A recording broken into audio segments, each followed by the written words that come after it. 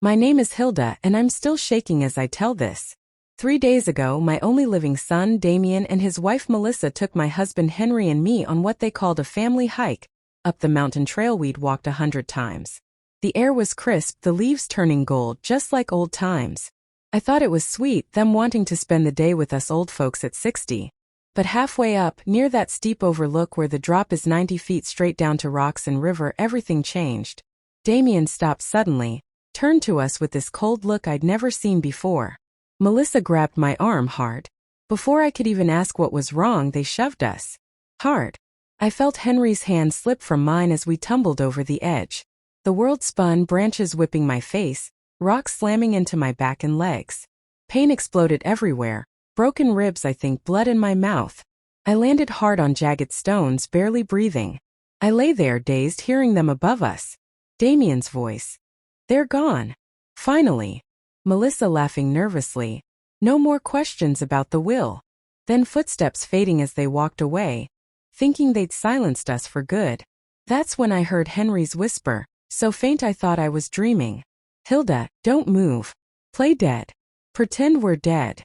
His voice cracked, but it was steady enough to cut through the fog in my head. I froze. Didn't whimper, didn't twitch, even though every inch of me screamed in agony. We stayed like that for what felt like hours, maybe it was only minutes, until we were sure they were gone. Henry crawled over, wincing, blood on his forehead. He held my hand tight. "We're alive, baby. But we have to stay dead a little longer." That's when he told me the truth he'd carried alone for 25 years. The nightmare that made this betrayal make sick sense. Our oldest boy, Richard, didn't die in an accident that night by the gorge. Damien killed him. Pushed him over in a fight about money. Richard had caught Damien stealing from our savings, small amounts at first, building up. Damien wanted it all even back then. Henry had seen it, followed them, but was too late to save Richard. He kept the secret to protect me, thinking I'd break if I knew my own son was a monster. Now, lying broken at the bottom of that same kind of cliff, it all clicked. The sudden care after Richard's death, the pressure to change the will, the power of attorney talk. It was greed, pure and evil. Damien wanted everything. The house, the land, the $200,000 we'd saved over a lifetime. And when we hesitated, he decided to erase us like he erased his brother. But Henry's quick thinking saved us. We waited till dark, then somehow, God knows how, dragged ourselves to the trail's edge. A hiker found us the next morning, called for help. We're in the hospital now, battered but breathing. Police have Damien and Melissa in custody.